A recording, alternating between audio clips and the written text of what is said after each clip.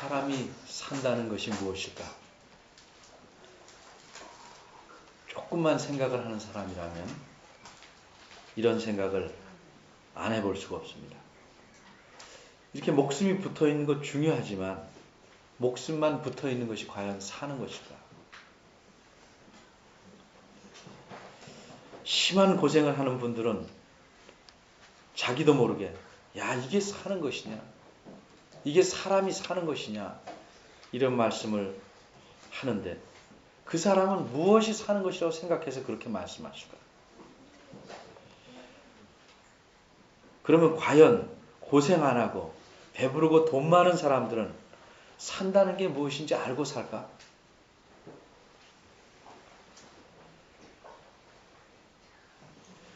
배부르고 등 따숩고 고생 안 하는 것이 산다면 집안에서 기르는 애완동물과 차이가 무엇이 있을까? 사람이 산다는 것에 대해서 오늘 본문을 통해서 좀 더 깊이 생각해 보고자 합니다. 누가복음 4장 1절에서 13절은 예수님이 받으신 세 가지 시험을 기록하고 있습니다. 오늘은 특별히 그중 첫 번 것에 대해서만 집중적으로 생각해 보고자 합니다. 예수님께서 시험을 받으실 때 두 가지 요소가 작용합니다. 하나는 성령님이고 하나는 마귀입니다. 요즘 사람들은 영을 믿지 않기 때문에 이런 말이 얼마나 귀에 들릴지 모르겠습니다만 눈에 보이는 것만 존재하는 것이 아니고 눈에 보이지 않는 실체도 얼마든지 우리 삶에 영향을 미치는 것입니다. 눈에 보이지 않는 것이 때론 더 중요합니다. 공기, 눈에 안이 보이지만 그것이 없다면 여러분은 단 몇 분도 살지 못합니다. 집에서도 부모님의 따뜻한 사랑이 여러분의 삶을 감싸지 않는다면 냉랭해서 살기 힘듭니다. 성령님과 마귀가 두 가지 요소가 예수님의 시험 받으시는 일에 작용합니다. 1절에 보면 예수님께서 성령의 충만함을 입어서 요단강에서 돌아오셨다 이렇게 말씀하고 있습니다. 요단강에서 무엇을 하고 돌아오셨을까?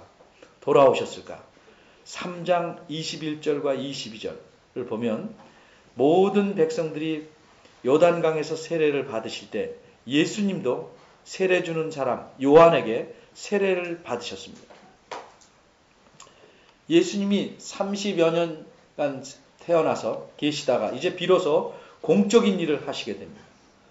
이 당시 세례는 죄를 고백하는 자신이 죄인임을 고백하는 의미에서 받는 세례입니다. 여러분이 잘 아시다시피 예수님은 죄가 없으십니다. 그러나 죄를 회개하는 세례를 받으십니다. 왜냐하면 자신이 죄인의 대표로 스스로 죄인의 대표가 되기 때문에 죄인으로서 잘못했음을 그리고 마땅히 벌을 받아야 함을 인정하는 마음으로 세례를 받으신 겁니다. 그러자 하늘에서 22절에 보니까 성령이 형체로 비둘기같이 내려왔다 이렇게 말씀합니다. 많은 사람들이 오해하기를 성령이 형체로 내려왔다. 비둘기같이 내려왔다. 그래서 눈에 보이지 않는 성령이 이렇게 보이지 않는 근데 뭐 비둘기처럼 이렇게 내려온 것처럼 생각합니다. 그러나 이 말씀은 누구든지 다 볼 수 있게 비둘기가 내려온 것입니다. 성령이 비둘기의 모양으로 진짜 비둘기 그 안에 내장은 안 열어봤지만 진짜 비둘기로서 내려왔다. 한 번은 학교에서 학생이 교수님한테 물었습니다. 박윤선 목사님한테 물었어요. 정말 성령께서 비둘기로 내려오셨다면 왜 필 비둘기로 내려오셔야 되겠습니까? 그러니까 박윤선 목사님 하시는 말씀이 그러면 돼지로 내려오면 좋겠습니까? 이렇게 물으십니다. 어떤 모습을 취하는 건 상징을 가는 것입니다. 상징을. 내가 너 죽는다? 그럴 때 너 죽어? 이렇게 하는 사람 없어요. 죽어 이렇게 말하죠. 예? 그러니까 어떤 표현, 상징이라는 건 표현을 담는 겁니다. 성령께서 어떤 분으로 인식하는가? 뱀으로 내려온가? 그러면 돼지로 내려오는가? 소로 내려오는가? 상징하는 게 다릅니다. 참 진정한 평화와 위로의 모습으로 그 당시 사람들이 비둘기 인식하고 있었기 때문에 비둘기의 모습으로 내려오셨다고 우리는 이해해야 될 것입니다. 이렇게 성령께서 예수님에게 내려오시자 이 성령의 강한 인도하심을 받게 됩니다. 이것이 성령의 충만함을 입었다는 표현입니다. 그 뒤에 어떤 일이 벌어졌는가? 40일 동안 성령에게 이끌리셨다. 광야에서 이런 말씀이 있습니다. 40일 동안 광야에서 성령의 인도하심을 받았다. 라고 1절 하반절은 말합니다. 이 40일 동안 광야에서 무슨 일을 당하셨는가? 40일 내내 시험을 당하셨다. 보는 학자들도 있고 끝부분에 집중됐다라고 생각하는 분들도 있습니다만 어쨌든 시험 중에서 중요한 세 가지만 여기에 기록하고 있는데 이 40일 동안 광야에 있는 동안 성령님의 인도하심을 이끌리심을 받았다 하는 사실은 우리가 분명히 알 수 있습니다. 우선 예수님께서 시험을 받는 것은 유혹인데 이 내적인 갈등 때문에 죄에 대한 유혹 때문에 받는 것은 아니다 하는 사실을 알아야 됩니다. 밖에서 온 유혹거리 때문에 지금 시험을 받게 되는데 그 밖에서 유혹거리를 주는 자가 누구냐면 마귀입니다. 성령님께서는 마귀에게 시험을 유혹을 받도록 이끌어 오신 것이지 성령님이 예수님을 유혹한 것이 아닙니다. 자, 좀 바꿔 말한다면 이 시험은 예수님 자신의 어떤 내적인 유혹성 이런 걸 이기라고 시험을 받은 게 아니고 이분에게 필요한 과정이기 때문에 성령께서 이분을 이끌어서 시험 받는 자리에 갖다 놓으셨습니다. 마치 학교를 가야 되는데 학교 가서 공부를 해야 되는데 싫다고 하는 아이들을 부모가 학교까지 데려다 주듯이 물론 예수님은 싫다고 하시지 않지만 마귀의 유혹을 온전히 받도록 성령께서 예수님을 광야로 이끄시고 거기서 마귀의 시험을 받게 하신 것입니다. 왜 예수님은 이 광야에서 시험을 받으실까? 좋은 것에서 받아도 되는데 우리가 구약을 알면 이런 질문이 줄어들 텐데 잘 모르실 수 있으니까 제가 설명을 합니다. 옛날에 이스라엘 백성들은 40년 동안 광야를 돌아다녔습니다. 며칠이면 지나갈 수 있는 길을 하나님을 믿지 않음으로써 40년을 빙빙 돌면서 훈련을 더 받게 되었습니다. 왜 40년을 받았는가? 그들 중에서 12지파, 12가문이죠. 지파에서 한 사람씩 뽑아서 그들이 차지할 가나안 땅에 들어가서 정탐을 하게 해왔으나 갔다 온 사람들이 참으로 하나님 믿지 않는 보고를 해댔습니다. 그때 갔다 온 사람들의 보고를 듣고 백성 전체가 그 중에 2사람만 빼고 나머지 사람들의 보고를 받아들여서 하나님을 다 믿지 않게 됩니다. 불신하게 됩니다. 그래서 하나님께서 화가 나셨습니다. 진노하셨습니다. 내가 너희들을 이렇게 신실하게 인도하는데 나를 믿지 못한다면 너희들은 훈련을 더 받아야 되겠다. 그러면 가나안 땅을 정탐한 기간이 40일인데 그것을 나라 전체니까 하루를 1년으로 환산해서 40년을 광야에서 더 훈련을 받게 하십니다. 이 이스라엘 전체를 대표하는 사람으로 하나님의 백성을 대표하는 사람으로 예수님을 보내신 겁니다. 그래서 40년 동안 이스라엘 백성이 광야에서 시험을 받고 훈련을 받았지만 실패한 것을 예수님이 개인으로서 대표로서 40일 동안 시험을 받아서 통과해야만 하는 그런 책임을 지고 광야에서 시험을 받게 되는 것입니다.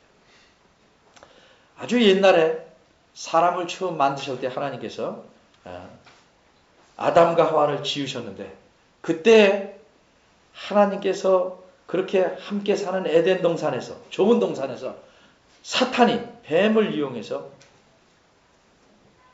아담과 하와를 시험합니다. 이제는 광야에서 예수님을 사탄이 다시 시험을 합니다. 그러니까 예수님이 시험 받는 것은 자신의 문제가 아니고 하나님 백성의 대표자로서, 더 나아가선 사람 전체의 대표자로서 그 모든 사람을 대신해서 시험을 받는 이런 공적인 의미가 있는 것입니다. 그럼 도대체 무엇을 시험하였는가? 시험을 하는데 다 준비를 갖춰놓고 시험을 하지 않고 마귀는 항상 최악, 가장 시험에 잘 넘어가기 쉬운 상황을 이용해서 시험을 하게 됩니다. 2절에 보면 이 모든 날에 40일 동안 아무것도 잡수시지 아니하셨다. 그 날이 다 참에 몹시 배가 고프셨다. 이렇게 표현하고 있습니다. 하나님 백성의 대표자로서 그들이 실패한 시험을 성공함으로써 그들 전체를 모두 다 합격시키려고, 그 말이 성경에서 말하는 구원자로서, 그들의 대표자로서 시험을 받으시는 건데, 그들이 당했던 모든 것을 다른 여건에서 받는 것이 아니고 모든 사람의 대표이기 때문에 인간이 겪을 수 있는 최저의 상황, 가장 극심한 상황 속에서 시험을 받게 됩니다. 그래서 그들의 아픔과 고통과 모든 것을 체험하시고, 어떤 인간도 아주 특별히 작정을 하고 41일을 기도하는 사람 외에는 일반적으로 모든 사람들이 40일 동안 극심하게 광야에서 외롭게 굶으면서 그런 고통을 체험하지는 않습니다. 인간이 겪을 수 있는 최고의 상황을 상정하고 정해놓고 거기서 시험을 받으십니다. 그래서 히브리서 4장에 이렇게 말합니다. 예수님은 그저 몸만 사람이고 사람 인체하고 위로하는 것이 아니고 자기 자신이 우리 사람의 모든 연약함을 다 겪으셨기 때문에 우리와 한결같이 시험을 다 받으셨다. 그런데 죄는 없으시다. 이렇게 말씀하고 있습니다. 인간으로서 겪을 수 있는 최고의 한계에서 시험을 당하시게 됩니다. 만일 예수님이 이 시험이 훨씬 유리하고 좋은 상황에서 시험을 받아서 통과했다면 우리에겐 별 의미가 없습니다. 나도 그 상황에 있으면 그 정도는 한다. 그러나 모든 인간이 겪을 수 있는 것보다 최저의 상태에서 겪으셨기 때문에 우리는 거기서 위로를 얻고 격려를 가질 수 있는 것입니다. 마귀가 말합니다. 이때를 타서 마귀가 말합니다. 내가 만일 하나님의 아들이거든.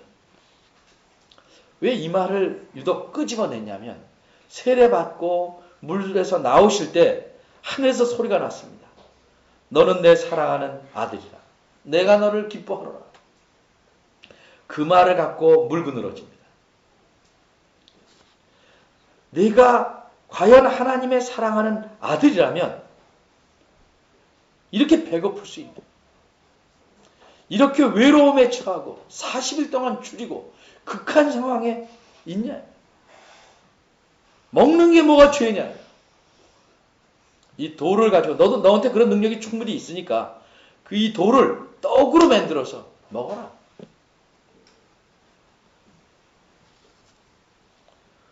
하나님이 과연 내가 아들이라면 말로만 기뻐하는 사랑하는 아들이라고 그랬지. 너를 이렇게 배고픔 가운데 있게 놔둘 수 있는가? 초점은 네가 과연 그 떡으로 만들 수 있느냐 없느냐, 너 이거 할 수 있니 없니, 이것을 묻는 것이 아니고 하나님이 말씀하신 것을 너 신뢰하냐. 너한테 지금 아무것도 주지 않고 극심한 고난과 배고픔과 힘듦을 겪게 하는데 과연 사랑하는 아들이라는 말이 맞는가? 하나님 말씀에 대한, 하나님에 대한 신뢰를 깨트려 버리는 것입니다. 그래서 그 말씀에 대해서 의심하게 합니다. 정말 그렇네. 그 다음엔 불신하게 합니다. 그 다음엔 배신하게 합니다. 이건 마귀의 아주 전통적인 유구한 역사를 가진 이 유혹의 방법입니다. 첫째 사람 아담에게도 유혹할 때 그 부인을 직접 하나님 말씀을 드린 아담을 피해서 부인에게 말합니다. 정말 하나님이 동산의 나무 실과를 다 먹지 말라고 했냐? 아주 애둘러서 표현합니다.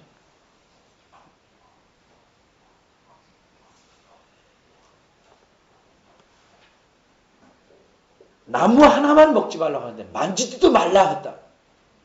이렇게 심하게 느끼는 것. 하나님 그런 말씀 안 했는데 심하게 느끼는 불만을 타고 말합니다. 정면으로 말합니다. 결코 안 죽는다. 하나님은 먹으면 죽는다. 뱀을 이용한 사탄은 결코 안 죽는다. 두 말 속에서 인간은 선택합니다. 누구의 말을 신뢰할 것인가? 누구를 신뢰할 것인가?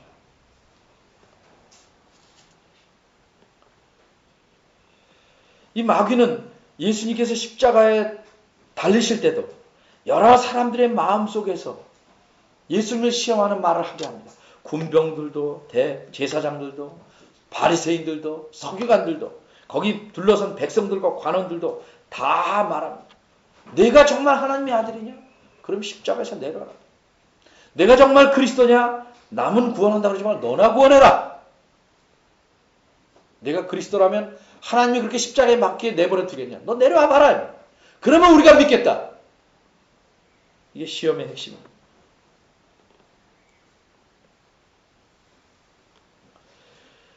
능력이 우리가 없는데 이런 말을 가지고 얘기하면 속만 상하죠.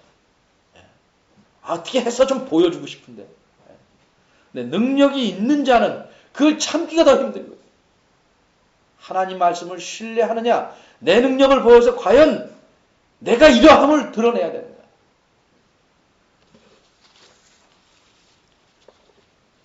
근데 예수님은 아주 분명하게 대응하십니다.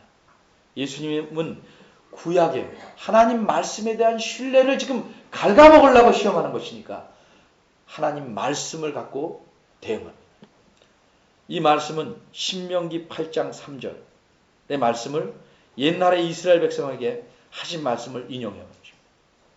자신이 이스라엘 백성의 대표로 지금은 시험을 받고 있기 때문에 하나님께서 그 백성에게 하신 말씀을 가지고 지금 대응을 합니다.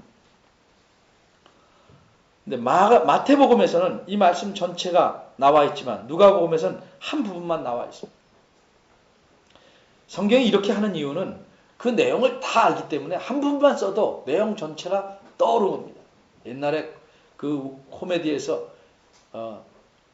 영구, 그럼 땡치리가 영구 이렇게 말하면 우리가 머릿속에 땡치리 떠오르듯이 한쪽 말만 하면 뒤가 자연스럽게 떠오르는 말은 성경에서 이렇게 줄여서 잘 표현합니다. 우리 종종 그러죠. 애들 앞에서는 냉수도 그럼 벌써 먹는다 이렇게 생각하지 않고 못 마신다 이렇게 다 생각합니다. 예수님이 하신 말씀은 뭐냐 하면 사람이 떡으로만 살 것이 아니라 뒷말은 다 떠오릅니다. 하나님의 입에서 나오는 모든 말씀으로 살 것이다. 여기서 우리말에 떡이라고 말씀하는 것은 음식을 말합니다. 음식, 빵을 말하는 거예요. 그 사람들은 빵이 주식이니까 사람 일은 음식, 밥으로만 사는 것이 아니다. 그 중요한 것입니다. 밥, 물, 반찬 중요하죠. 그러나 육신의 필요를 채우는 음식만으로 사람이 사는 것이 아니에요. 하나님께서 사람을 지으셨기 때문에 사람이 어떻게 살아야 영혼과 육체가 만족하는 줄 아십니다. 근데 사람은 영혼은 무시하고 육체만 배불리기 위해서 살아갑니다. 그래서 짐승과 차이가 별로 없게 살아갑니다.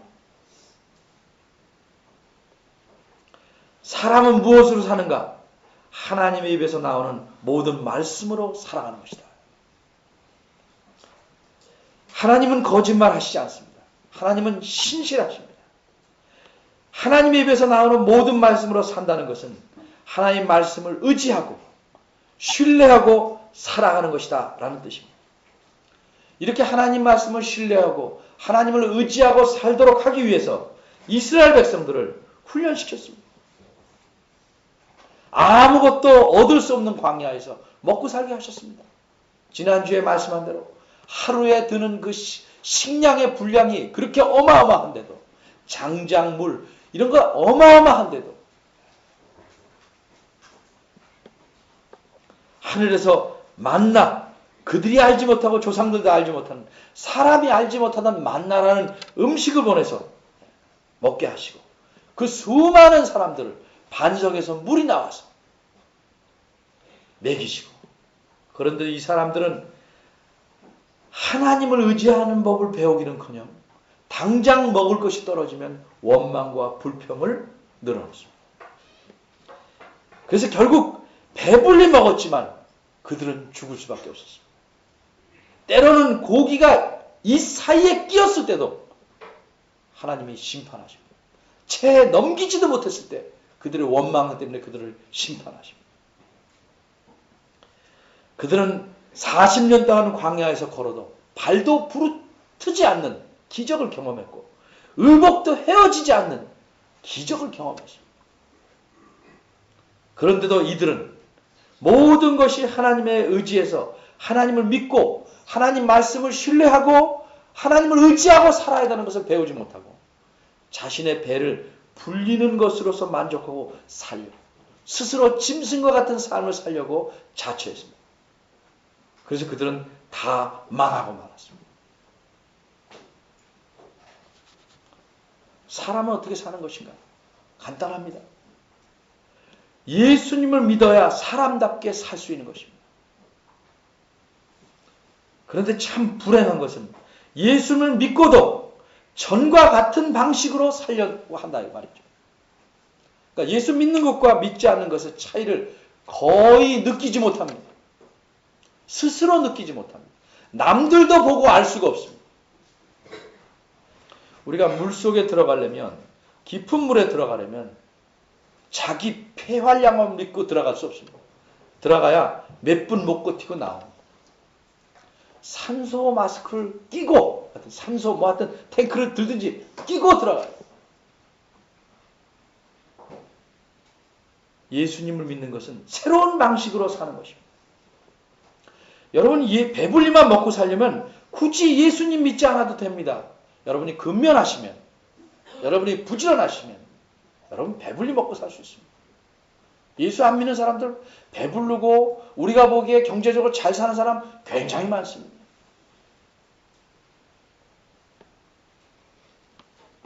무엇하러 예수 믿는 게 더 배불리게 먹기 위해서 사는 것이라면 무엇하러 예수를 믿냐는 거죠.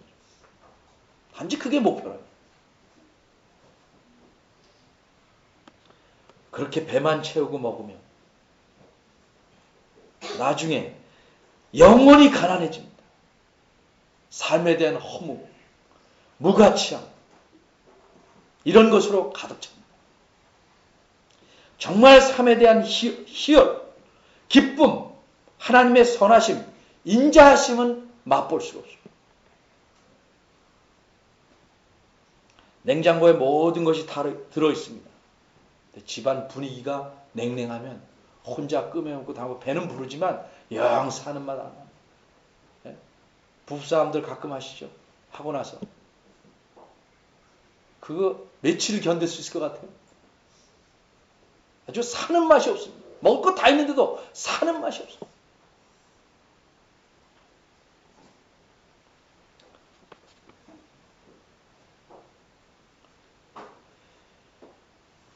예수님을 믿는다는 것은 단순히 배불리 먹기 위한 것이 아니고 하나님의 말씀으로 살아가는 것입니다. 하나님을 의지하고 사는 것입니다. 유명한 예화 중에 이런 예화가 있습니다. 어떤 사람이 외국 이야기인데 길을 가다가 큰 그 산 밑에서 돌을 깨고 있는 사람들을 만났어요. 이 사람이 묻습니다. 아저씨 뭐 하십니까? 한 사람이 말하기를 뭐 하긴 뭐예요? 지금 더운 날에 돌 깨고 있죠. 딴 사람한테 물었습니다. 아저씨 뭐라고 계십니까? 아, 저는 돈 일당 5만 원을 벌려고 일하고 있습니다. 아까 사람보다 훨씬 목표가 있는 것이고 단순히 돌 깨는 게 아니고 뭘 벌기 위해서. 또 다른 사람인 거죠. 아저씨 뭐 하고 있습니까? 저는 이거를 깨면서 이 돌이 가서 결국 지어낼 대성당을 보면서 내가 성당을 짓고 있습니다. 똑같은 일을 하면서 무엇을 생각하고 사느냐에 따라서 사람으로 사느냐 짐승으로 사느냐 이른바 비전이 달라지는 것입니다. 예수 믿는 사람도 밥 3끼 먹습니다. 열심히 돈 벌어야 먹습니다. 그런데 무엇 때문에 돈 벌고 어떻게 살아야 되느냐? 예수 믿지 않은 사람과 차이가 있어요.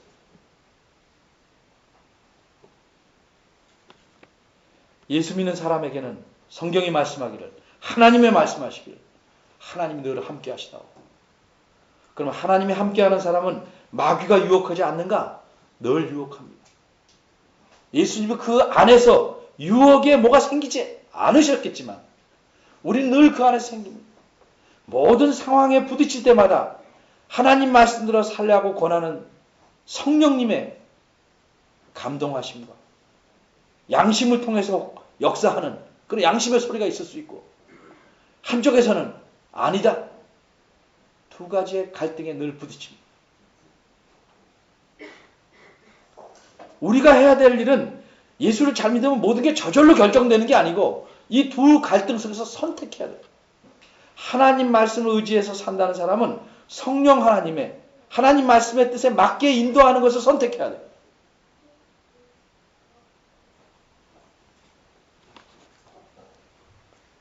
단순히 배부르고 등 따서서 짐승처럼 살지 말고 정말 하나님을 의지하고 살라고 하는 그 말씀에 반응을 보여야 돼요. 예수님이 이 시험을 통해서 사람이 어떻게 사는 것인지를 사람의 대표자로서 하나님 백성의 대표자로서 확실하게 보여주셨습니다. 만일 그리스도인들이 지금 한국의 기독교 역사가 100년이라는데 정말 처음부터 예수 믿을 때 사람이 바로 사는 그리스도인이 바로 사는 법에 따라서 살았고 자녀들을 그렇게 가르쳤다면 이 사회가 훨씬 덜 고통스럽고 가난한 사람이 줄었을 것이며 압제당하는 자들이 줄었을 것입니다. 근데 우리가 성경 말씀을 알고도 계속 내 뱃속만 채우고 살려고 하고 남한테 아무것도 주지 않고 하나님 말씀 의지하지 않고 내가 살아가기 위해서 힘쓴다면 이 사회의 고통, 압제, 힘든 상황은 계속될 것입니다. 하나님 말씀에 따라 산다는 것은 희생이 필요합니다. 희생이. 손을 이렇게 대가지고는 결속이 되는 게 아닙니다. 항상 이렇게 맞잡는 부분이 필요합니다. 자기를 희생하지 않고 어찌 하나님 말씀대로 살 수 있겠어요? 내 배만 부으려고 생각하고 교회의 모든 건 내 유익을 위해서 사용하려고 생각하고 모든 여건들을 나를 위해서 사용하려고 한다면 그것은 예수님이 가르쳐 주신 사람이 사는 길에 따라 정도를 걷는 것이 아닙니다. 여러분은 자녀들에게 무엇을 가르치기 원합니까? 그렇게 똑똑하게 가르치고 재능 있게 가르쳐서 어떤 사람 만드시려고 합니까?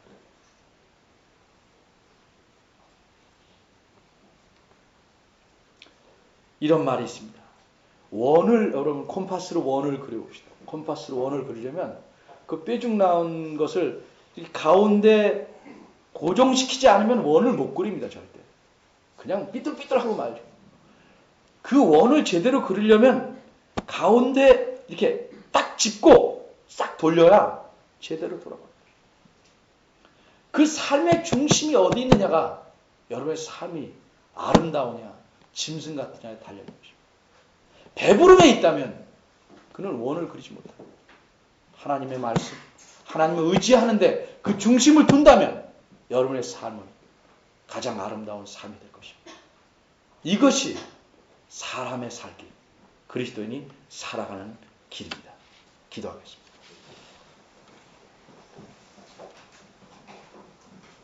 우리의 삶을 돌아봅니다. 하나님,